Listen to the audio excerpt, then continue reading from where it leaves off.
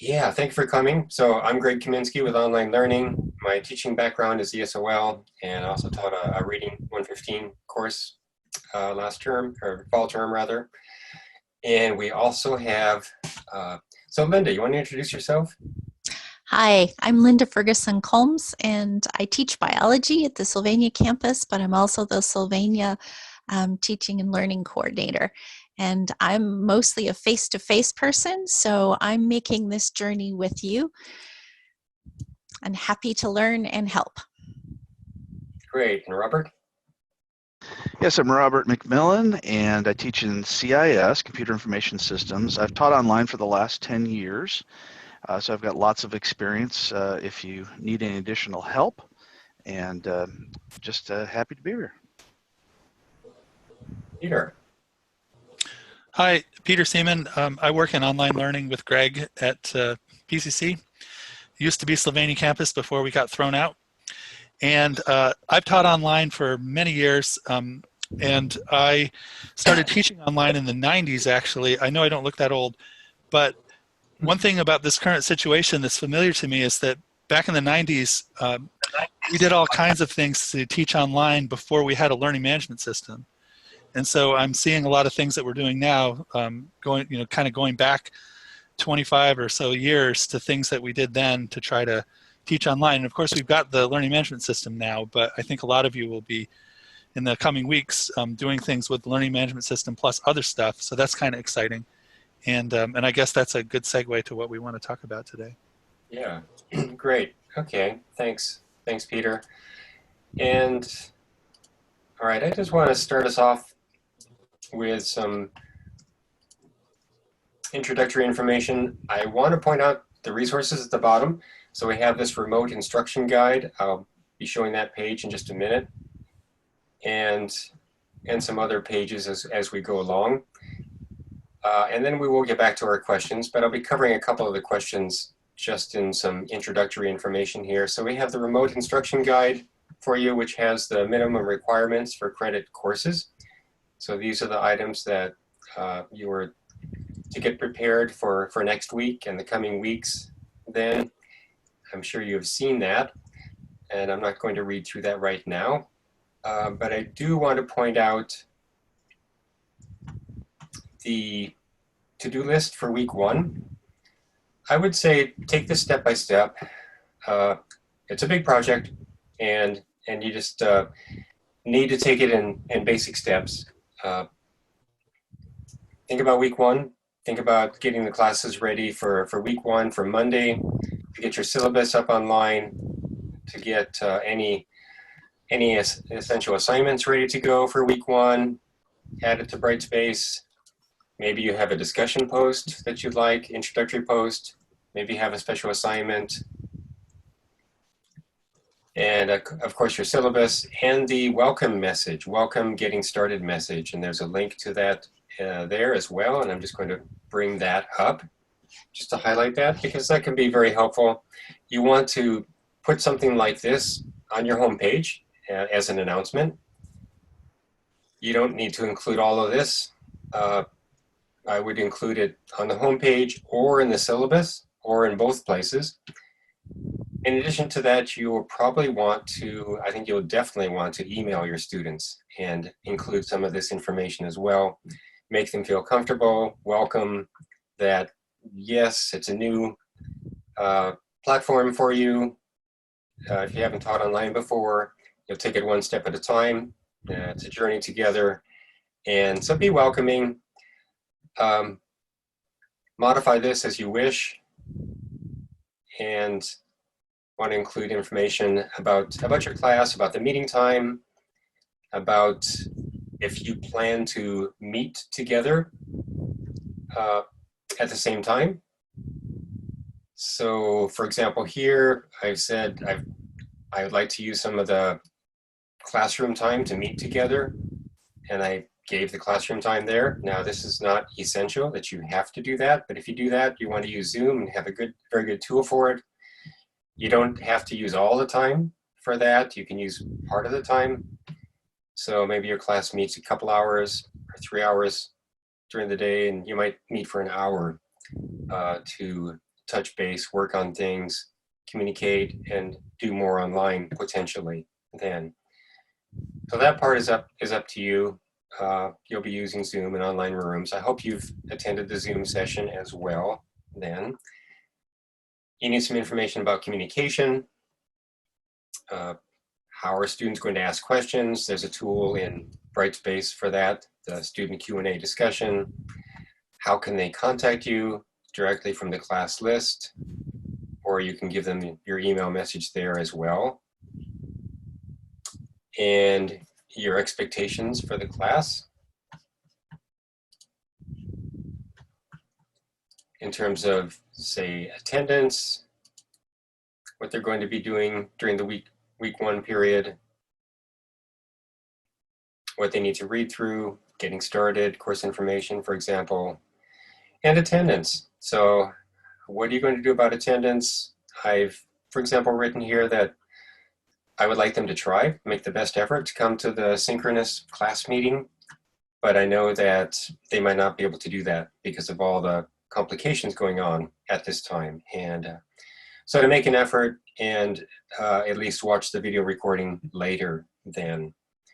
So you decide what you would like to do in terms of that. Attendance, I've made it clear that they would not be marked down for missing the synchronous session if they're not able to attend at that time. And then finally, let's get started. So getting them into the class, pointing them where to go, to getting started, course information, and week 1 then. So that's some basic information and a welcome message. And again, some of this you'd put in the syllabus as well then, right?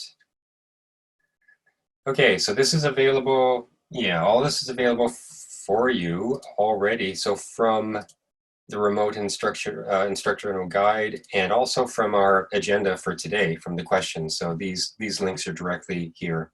There's the link to the sample remote teaching introductory message right there. So you have this information. Good, other questions? Any questions about this before we move on to something else? I have a question, Greg. Yes. Is it possible for you to just send us a copy of this in the chat, just so we might be able to modify it? Oh, yes, yes. Because the one I modified was very rudimentary. Yeah, so what you need to do, what you can do is, so this is linked from our page, the agenda page. That is a link to this page here. And just click on this, follow the links, because you have other important links on this page as well. Follow the link to the teaching guide, and then all you need to do here is, you don't need to copy and paste. You can copy and paste if you like to, but you can also make a copy. So just choose make a copy. Okay, great. And that awesome. puts it in your drive, and then it's yours. And then you do with it what you'd like. Thank you. So in terms of synchronous time, okay, I'm going to stop sharing so we can get to our other view of all the people. And if you're not on gallery view is nice. So up in the right corner, you should be able to see something that says gallery view. Gallery view, you see all the pictures at once of all the people, and it can be helpful to do that. Then it's one icon. So with synchronous time, I really recommend it, just because this term students are, it's a big unknown period. Students are uncertain, big time of uncertainty. It's really nice to be able to touch base face-to-face and make a connection. So it's really going to increase your instructor presence with students during this time period. And I don't mean that you have to stay the whole class time. So that's not the idea. You don't want to feel like you have to go there and lecture, because maybe that's not the tool for that. But touching base, working on difficult concepts that come up from the lessons, trying to clarify some things, and just trying to help the students where they're at that time. So I highly recommend some type of synchronous time then. A logical time to do it is during the class time, since that's what they signed up for, but that's what they signed up for thinking that it'd be a face-to-face class, and now it's a completely different situation. They may have other things going on, family at home, obligations, other obligations, jobs. So yeah, be flexible. You can record it. You can offer other times. You can have a Google Doc where they can sign up for a time to meet with you. If you'd like to do some individual meetings with students during office hours, have them sign up on a Google Doc and then meet you in your office at a particular time as well. So that's a good opportunity for one-on-one too. Robert or Linda or Peter, any other thoughts on that, or anyone? Sure, I can jump in here for just a sec. Just be aware of the cognitive load of your students. I don't know about you, but I've been in a lot of Zoom meetings recently, and you can feel when it's time to stop. So I would say an hour is the absolute outside that I personally can sit through and still be concentrating. So think about how you're going to break it up, and think about your students that process different ways, those that process visually versus those that process auditorily. It gets really exhausting after a while. So just bear that in mind. Yeah, I'd like to add to that. That was really good advice. Is that I've been on some of the subreddits for college and universities, and the biggest complaint that I've seen is with these online meetings is that the instructors don't really know how to use all the different controls, and they don't show up on time because you're fuddling a lot with it and that kind of thing. So I would recommend a couple things. One is practice with somebody in your family, if you can. Send them an invite, run through a 10-minute, pretend, time with a student or with students, and learn how to do everything wrong during that time. And then after that, when you do go to start a meeting with your students or synchronous time, be sure you show up about 5 minutes in advance, because sometimes if you try to get in right at the time when it starts, then you may find out at that point that you've got a technical issue. So having a few extra minutes ahead of time will definitely go a long way to making sure you're there when you need to be. I wanted to make sure that you're aware that you all have, well, I don't know if all of you have, some of you have within your department, within your division, a buddy. So D2L buddy, I'm not sure, I think that's what they're called. Ask your dean, ask your division dean if there's somebody else who can help you out as well. So we have a number of those throughout the college within departments who can help out. So there's another source of information for you as well to work with, potentially one-on-one. And when you mentioned the Zoom meeting, practicing with someone, yeah, you can find somebody also within your department to practice potentially than one of your colleagues. Greg, can I ask a quick question? Yes. It's Hillary, sorry. Go ahead, I just saw Hillary. Linda's got headphones on, and so does Robert. But when I put my headphones on in the jack, apparently people in my room can still hear. Is there a audio something that I'm missing there? So my kids can hear even though I've got headphones on. Does that make sense? Oh, yes, I know exactly what you're saying. So in your Windows control panel, there is a sound icon that you can choose which is your default sound.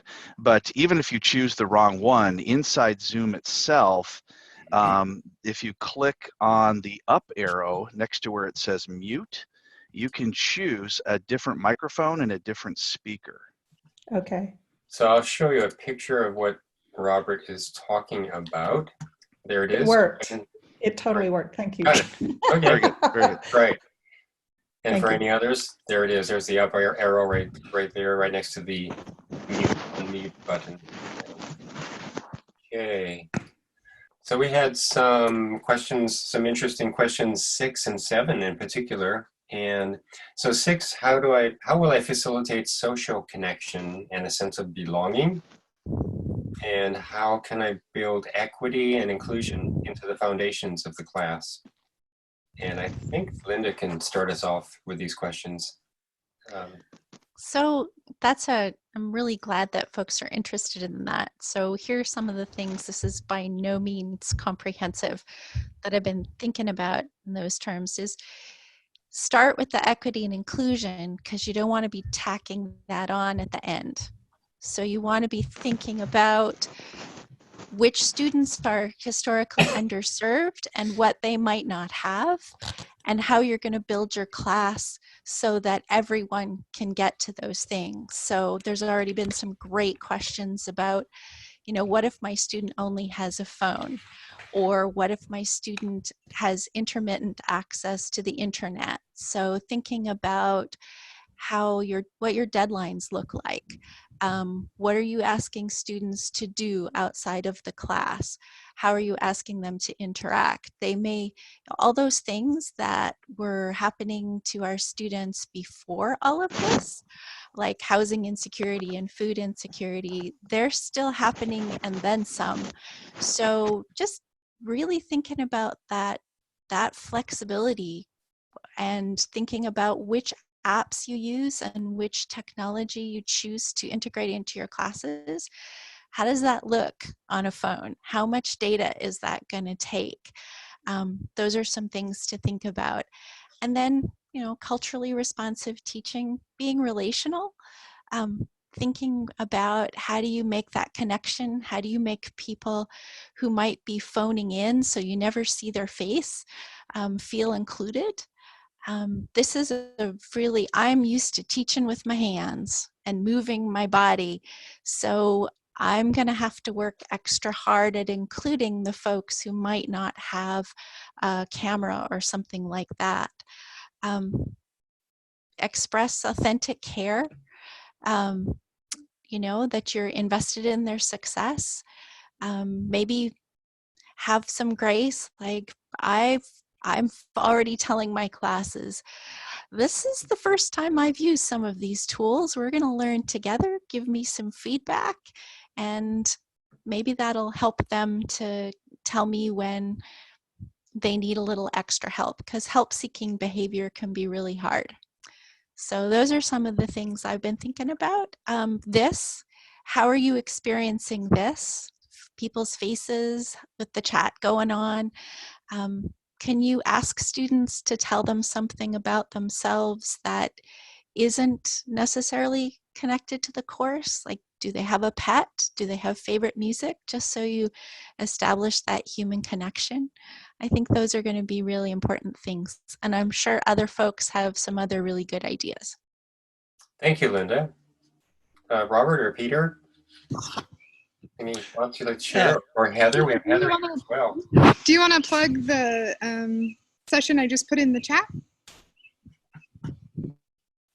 Absolutely. So online learning is going to have a whole session on culturally responsive teaching. It'll be Wednesday, April 1st from 2 to 3 p.m. in Zoom. You can already register. And I think, this could be a whole hour and then some. This is a whole journey to start building some of those tools. Yeah, thanks. So this is Peter. I just wanted to make two quick points to build on what Linda said. One is to assume nothing about your students and their technology. Sometimes we assume that younger students, and our students tend to be younger, that they're really good with technology, but sometimes they aren't. I wouldn't assume that they often have all the technologies that you might think they have. And so I think that establishing these connections kind of one-on-one with your students are really important in these times. And then the other thing I would say is that you as an instructor using these technologies, maybe for the first time, don't worry about using them really well. Just use them, just use them. And your students, again, we'll reverse that assumption I just made before. Some of your students will be much better with these technologies than you will be because they grew up with them. They grew up with chat and videos and all this stuff. We see the students walking around campus with their phones, right, and talking to people and looking at people and doing all these kind of instant connections. So they may be better at it than you are. And I would, there's a point in culturally responsive teaching called selective vulnerability. Where you as an instructor make yourself vulnerable, but in a selective way, right? So I would say you can make yourself selectively vulnerable about your technology, and you can ask your students to help you with it. And but remember that you're the expert in your discipline. They don't know as much about biology or physics or chemistry or whatever it is that, or biology, whatever it is that you teach. And so try to keep your sense of integrity around your subject and your discipline, and I think you'll be fine.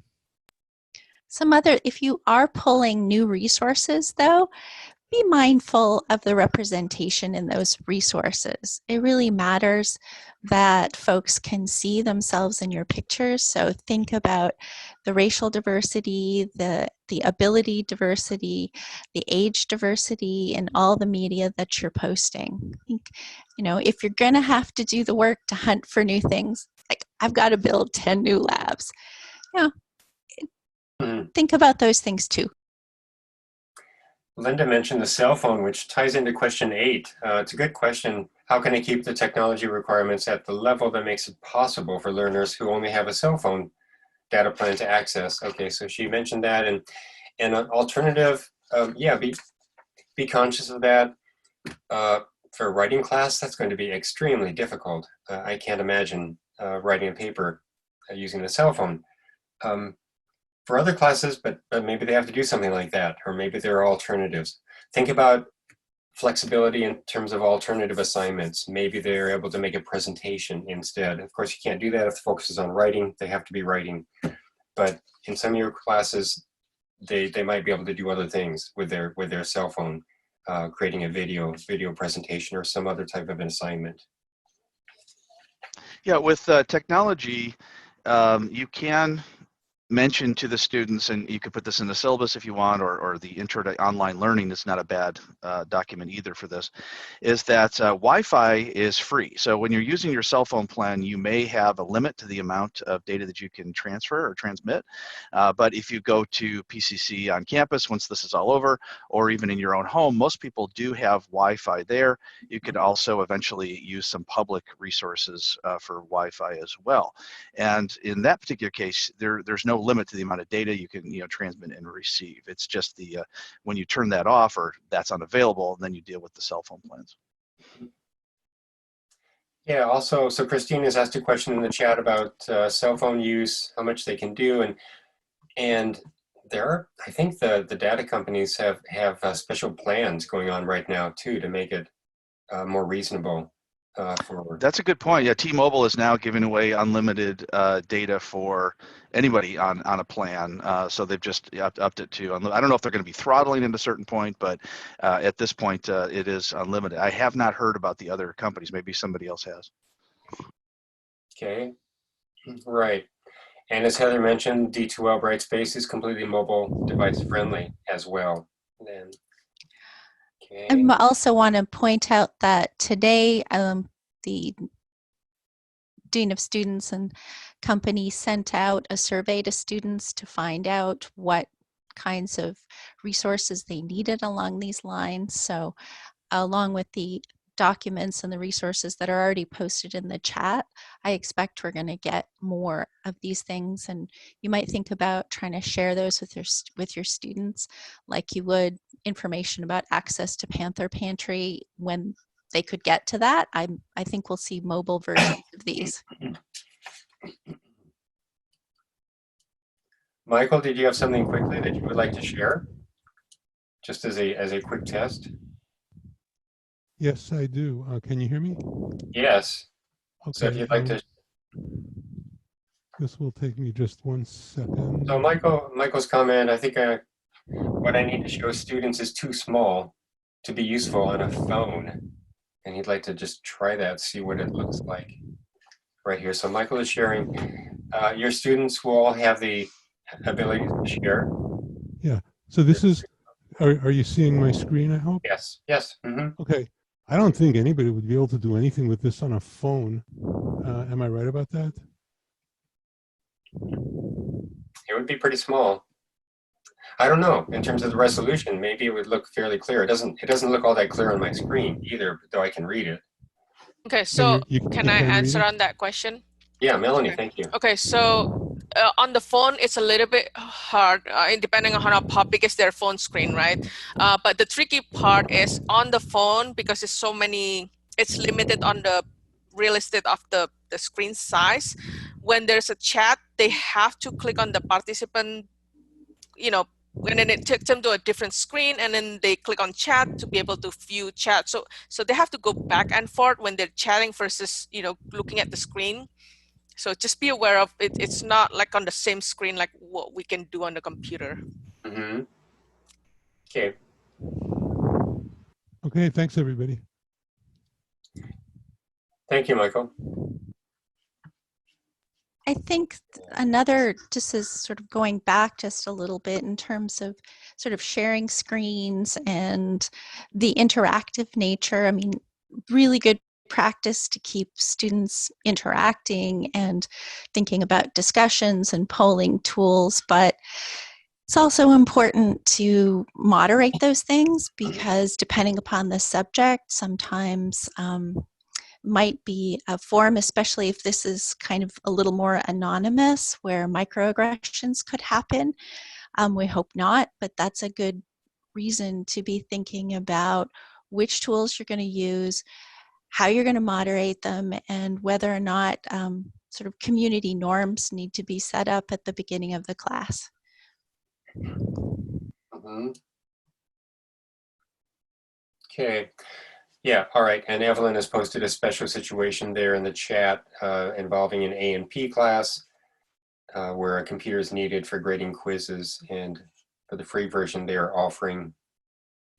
I don't have an immediate answer to that, but maybe some of the others can take a look and propose something in the chat, perhaps.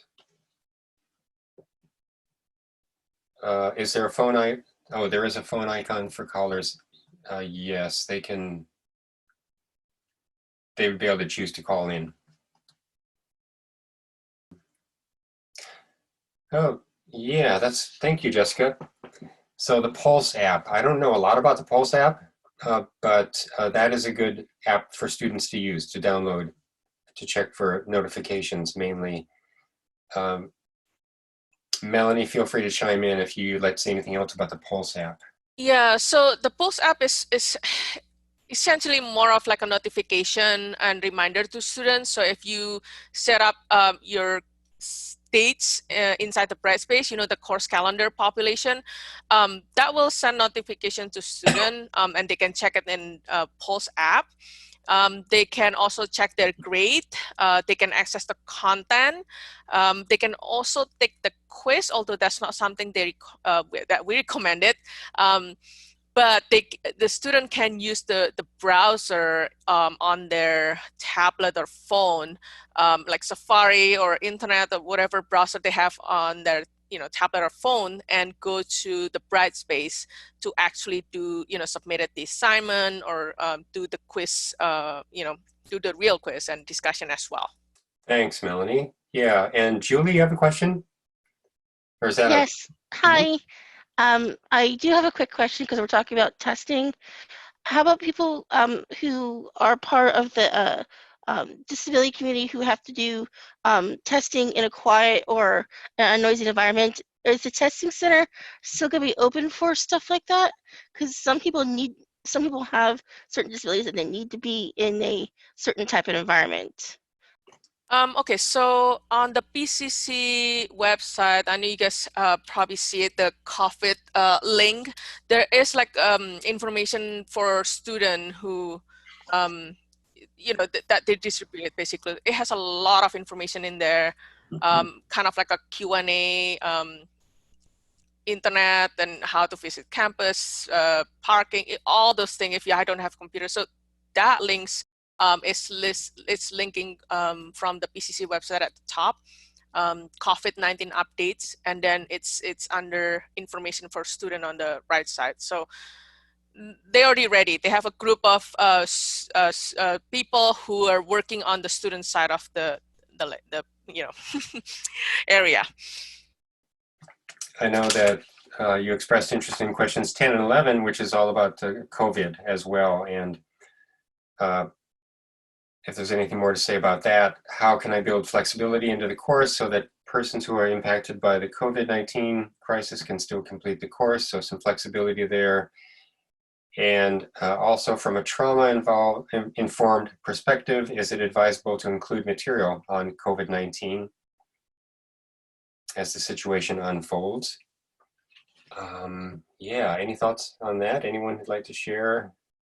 Certainly flexibility is going to be crucial in that because we know that the number of people getting sick is on the rise. And so there's got to be some flexibility built in to that in terms of assignments, in terms of completing the course. You may have some incompletes at the end, perhaps. And I'm yeah, sorry. go ahead, Robert. Yeah, I was just going to suggest, because we don't know the family situations of a lot of people or the living situations, what we've recommended in CIS is to change the due dates in a couple of different ways. One is you can make just a couple of due dates. One would be at the midterm and one would be at the end of the term. So all of the first half of the course's assignments and labs or whatever it is that you have assigned would not be due until the middle of the course. And from the feedback I've gotten from the students, they really appreciate this because a lot of them have life events, and especially at this time. And this could go a long way to relieving a lot of that stress. Right. I think I'll just jump in there. I think talking to my students, I've got a conversation going with my students for next term about due dates, and one of the things they've shared with me that they're worried about is how they're going to stay on track without the structure. They're worried about logging in, and they're worried about just getting too far behind. So we've been discussing that balance between flexibility and structure. Also, when all of the structure that all of your day-to-day activities go away, there's mental health impacts for me as well, just not being, having the whole daily routine disrupted. So I think there's a balance, and there's encouraging students to turn things in on a regular basis, but having that flexibility. I like the 2 check-in points, but some intrusive advising in terms of if you see a student just not turning in anything, if you see a student who's slipping away, hasn't been logging in, really reaching out to them and not waiting till they ask for it. I think most of us do that anyway, but just being very mindful that it can get really, really overwhelming if things pile up. So there's that's a great idea, Robert, and I'm just thinking about the balance of those things. Oh, and I realize it's not for every department. There are some departments that it's just not going to work. I totally understand that. Another thing is to check the last time. You can do this, of course, in Desire to Learn. Check the last time a person has logged in, and use those CPNs, when you need them as well. Mm-hmm. Greg, can I ask a question off topic? Mm-hmm. Sorry, I clicked on one of your links in the chat for saving the chats. And in doing so, my Zoom screen kind of disappeared, and all I have is just the little gallery of faces. But it's like a film strip. It's not in other words, I can't see the speaker or anything like that. So if you were to be showing a slideshow, I wouldn't be able to see it. Is this something that happens often? It's never happened to me, but I'm just imagining this would be the kind of thing a student would be potentially doing, and I can still hear the audio, but I can't see anything. Now I have you. I'm not sure. When someone shares something, it automatically takes over the screen, and then when the person stops sharing, it goes back to that film strip. So I know exactly what you're saying, but that's why when you saw, I assume it was Greg was sharing that document, you saw temporarily it switched back. Yeah, so and I guess it didn't switch back because my screen now is like teeny tiny. and all I can see is the. All right, so that did not help. I don't know. Do you have a gallery view? I do, and I press Icon. the gallery view and it goes to the strips, and then I press the show the large icon and it's just my face that comes up, and then you did something and your face came up. But anyway, I'm just, maybe I can talk to Casey about that and let her know it happened. If you click on if you're in the gallery view at the top, there should be speaker view. You can click on it. It will go back to, making it smaller and you can see the screen. She just got the strip is what. Yeah. So, I mean, yeah, you should be able to switch back from the gallery view to speaker view at the top. Yeah, and again, all that shows me is actually my face. It says show larger active speaker video. Yeah, because nobody's sharing right now. But if click the exit full screen button. It's at the top, very top right. Sorry, I don't actually have that. Yeah, it's funny. This is Peter. I'm not seeing that for me either, which is a little odd. Usually I would see that and it's not coming up. Yeah. And actually, I was helping Barb earlier, and Barb had to restart Zoom in order to get everything to work again. Okay. So sometimes that is what you have to do, unfortunately. So I might be able to actually go out of the meeting and come back into the meeting then. Yeah, you can certainly do that. You can certainly try that. Okay, I may do that. I may try that. We'll be here. Okay. All right. Other questions? Other questions that you'd like to ask? I know there's a question, let's see, maybe it was a while back about, how are we ensuring intrusive teaching and mitigating harm from microaggressions? We thought of that question too, actually, and we decided to limit it, but we would like to have another session, another follow-up session. So I just mentioned that probably a couple of weeks from now, and that's going to be, I think, included in one of the topics, as one of the topics for that. But any advice on that right now, since the question was asked? Would anyone like to chime in and offer anything about that? Are we talking about, I'm sorry, go ahead, Linda. I don't think there is a perfect way. If there was, we'd have that down in our face-to-face classes too. But I think it starts with asking the question every time at the beginning, how are we building our classes for equity and inclusion? And what resources do we need? And sharing those resources and trying to learn more and building a culture of expectation, reaching out to students. It's expected that we won't wait for them to ask for help if we haven't seen them in a while. And asking the question, Elizabeth, what do you think? How can we do this better?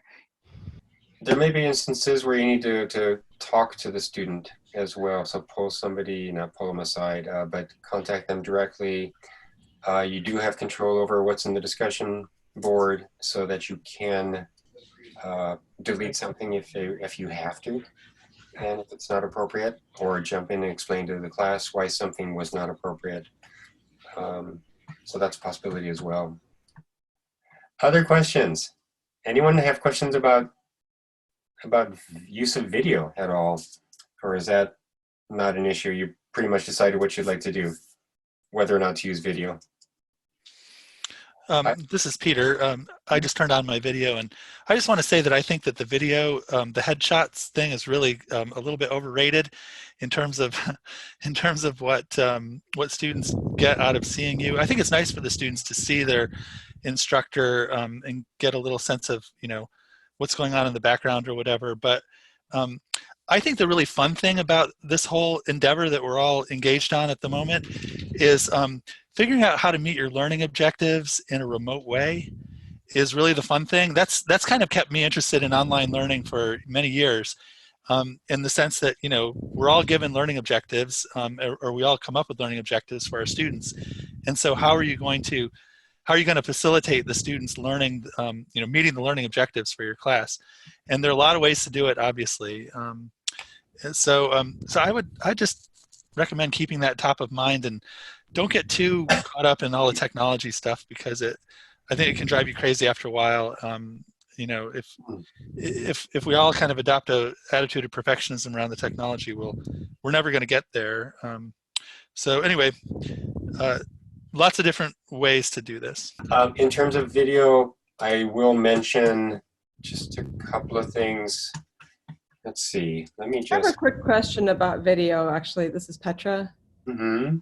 I teach art, and I'm going to have to be making some demos on video, recording myself doing art projects for them to be able to see how to do things. Do you have any advice about how to do that? So video of yourself creating. What type of camera do you have, or is it just the one on your phone? Well, I have an iPhone, so that's what I was going to use. If you want to go to Amazon, you can order an iPhone to tripod connector. They're about $10. Yeah, I have a tripod too. I got this extension. Oh, fantastic. So, okay. So once you connect those, together, you create your video, you connect your phone into your computer, you can copy the data from your phone to your computer, and then you can upload that information. Have you tried do you know how to connect the phone to the computer? Yeah, I can do all that. I wasn't sure. We did a few trials with other colleagues, and the words came out really muffled from however the video was compressed. So, and somebody had said it's better if you upload it to YouTube and then connect it to that. But so I've never done this before. I just thought maybe you guys would have some better suggestions. Yes, I'd be happy for anyone who would need help with that kind of thing to take this offline, and we can do a one-on-one session, obviously remote, and I will attempt to help you get through any of your technical issues and get you going. Okay, great, thank you. And Petra, oh sorry, this is Peter. Petra, we also have a video team. Michael Annis, Monica Martinez Gallagher, a bunch of other people in our area who are really, really good with video, and they probably would have some good suggestions. I'll put some suggestions in the chat for you. Great. I'm doing a Zoom session with my colleagues, so I'll pass that along. Thank you. Yeah, I like the iPhone idea of using the phone for that, because you want a picture of your whole self doing something with that. I wanted to call your attention to one resource that we have here in your file. That's the, let's see, Kaltura Capture space screencasting video within D2L. And this can be a very useful resource right inside of D2L that you have right there for creating videos. The instructions are pretty clear going through it, and you'll be able to create a video of yourself talking if you'd like, or a screencast of something that you're doing on screen. So for example, welcome to the class, and maybe you're showing students walking through your syllabus, or how to navigate the class, or how to find feedback for your assignments, something like that. And these can be placed inside of announcements in your class, or in the class modules, in the weekly modules as well. One thing I'm just going to show you before all of the campus shells have this activity feed, and you can create things in there, put assignments in there, but I believe if you want to use video, I don't think you can use video note, for example, or other things like that. Melanie or others, correct me if I'm wrong about that. But so the activity is one thing that you can use. Some of you are already using D2L and you're used to having assignments here instead. And if you would prefer, not assignments, announcements here instead. And it's easy to switch that back to announcements if you would prefer. And that's simply through course admin. And you'll have the access to the recording of this, so you'll be able to come back. And that's under the home pages to change to the home page. And this is going to be the Campus Basic 2. You just need to switch it at the top. Yeah, correct? Right. So Campus Basic 2. Okay, good. And then good. apply. Apply. Right. So now when I go back to the home page for the class, I will see announcements as well as the activity feed. Oh, I've got them both there now. Okay. Yeah. So within announcements and within any other content module page with any pages, you can create a new announcement, for example, and you can link to a file that you have created using the capture space light that'll be available to you right here through My Media. So that's how you will link it directly. Oh, actually, let's see. Yeah, that's going to be embedding it right inside the module. So that's how you would do that.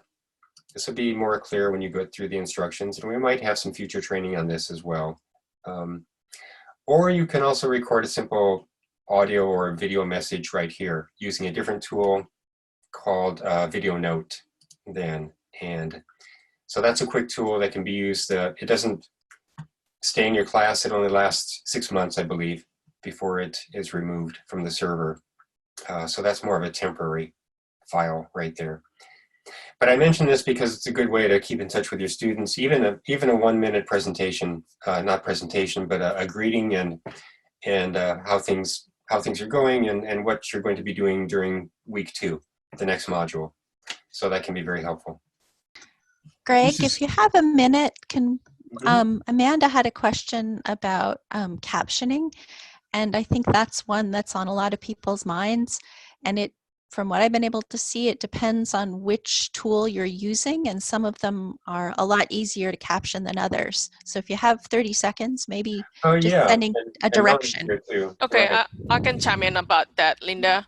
So if you have student with accommodation, they usually have a transcriber, like a live transcriber, and you can invite them to the Zoom meeting, and then you can assign that person a caption, closed caption. So there's a direction on Zoom on how to do that. I haven't tried it before, but I've done it before. So that's a separate. And then if you record in Zoom, it's automatically, there is an audio transcript. So it is kind of like a caption, right? If you are using the Kaltura Capture, when you upload it, it is automatically caption. It's automatically captioned. So it's a machine captions. It's not 100% accurate, but you can edit the caption text in there. Versus in Zoom, unfortunately, even though it's automatically audio transcribe, you cannot edit the backend, but you can edit on the recording, you can edit the caption, audio transcripts, I'm sorry. A caption.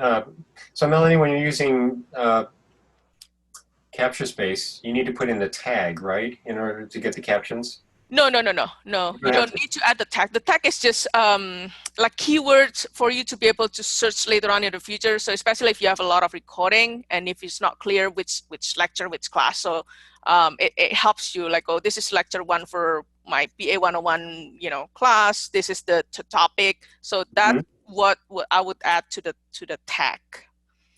Is that, it's like a keyword, searchable keyword. So I just wanted to follow up. So I'm not in a classroom. What we're doing is the virtual tutoring session. So it's just in the Zoom room. And when I'm the host and I choose captions, it tells me I can assign somebody to type the captions, or it says that I can choose a third party to do the captioning. I don't see the option. You said that it does an audio transcribed, and that is only for your audio transcript is your recording. So if you record it to the cloud, that's you only have that when you record. So if we're supporting students live and we're not recording it because it's not a classroom, it's tutoring, right? And there's no option in the Zoom room for folks you'll have to unless they have a transcriber. Yeah, correct. You need to have a live transcriber, which you have to work with disability services. Okay, that makes sense. I'm just wondering. Yeah, you have I to was contact asking them for folks who don't necessarily have a documented disability, but for example, some of our non-native English speakers who might come into the space, sometimes it's helpful to see it, especially when you're doing things through the internet, where sometimes your ability to hear clearly through technology is a little bit distorted. If your internet is slower or something like that, then they can still follow along with the captions. And when I checked in with the PCC IT webpage, it referred me to the Zoom help desk, and the Zoom help page says that if there's a third-party API, you can put that URL in, but I can't find anybody who can tell me if PCC has any sort of subscription. So it No. sounds like maybe we don't have any We option unless you are documented with a disability, which to me That is yeah. kind of, that's a space where we could really look at improvement, because I think that it would be helpful to more than just folks who have documented disabilities. Yeah, unfortunately, I think for disability services, they only work with student that has the documentation. And then as far as the Zoom account itself, we actually have a limited licenses. That's why, you know, because we're sharing it with other community colleges. So it's not a PCC license, you know, because PCC have the that they're adopting. So that's why, you know, but now that we have this situation, we're offering Zoom to, you know, everybody else. But I'm just saying that might be why we don't have the third-party API, like what you're saying. No, I don't know, but I'm wondering if Read Write Gold, the Chrome extension that is voice to text, if partnering with Michael Cantino and Disability Services might give you a workaround for that.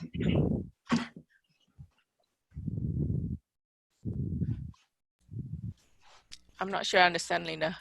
So, well, if you needed a transcript, I mean, it's not going to be perfect and it's not going to give you captioning, but since we already have, everybody has the software to do voice to text, enabling that software, and then the voices would get captured and there would be a transcript. It might be messy, but if we're going to do this for an entire term, it might be worth asking, partnering with Disability Services, and Michael Cantino is the tech specialist that always does our demos on that software. So that might not be a good idea. It's just where I went. Okay, if we Read Write Gold. I wonder, that to me sounds like it relies on the ability for the program to hear both sides of the conversation. And I don't know if that's happening in real time, but for example, I'm using a headset. So if I put my computer to do read write, it would hear what I'm saying, but it wouldn't hear what the student was saying back. And the other thing is, it's for our purposes, it's not necessary to actually have a transcript. It's more important to have in the moment, the live captioning. So while I'm aware that Disability Services normally does this and it's linked to an accommodation, I'm wondering if there is anywhere we could go where we could propose like, hey, you know, because we've switched formats, this isn't just an accommodation for folks. This is actually something that more students who might not actually have an official accommodation would benefit from. I'm just trying to think of, you know, some of the folks who are seniors and are doing a senior audit. It might be helpful for them, especially if they don't have their own headset and they're trying to listen through their phone or their stereo speakers. There are a lot of different situations where having that closed caption could be really beneficial. So while I would be happy to reach out to Disability Services, I wouldn't want to put that all on them. And I don't know that that's because I do see that they would, they're very specifically working with a particular group, and I'm hoping to make it something that's available to everybody. And Zoom has the capability, but we aren't subscribed to it, understandably, because it hasn't been something that we've had to rely on. But now that we have expanded our services, I wonder if it's something that should be added to this would help us service our community list.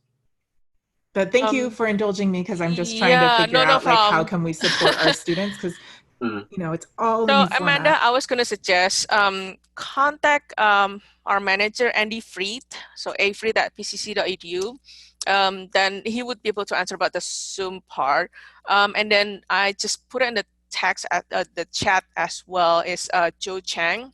He is leading the discussion on the student resources. You know, right now they're just gathering information, what kind of information to send student and all that stuff. So ask him that question. So you can put it in, you know, put email to get together with Andy and Joe and ask that question that you have, but providing, you know, caption or live, you know, for what your need is.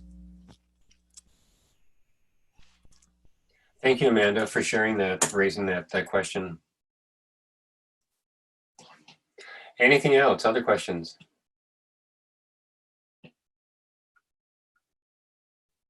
It's enough, sounds like. All right, let's see, I'll stop the recording.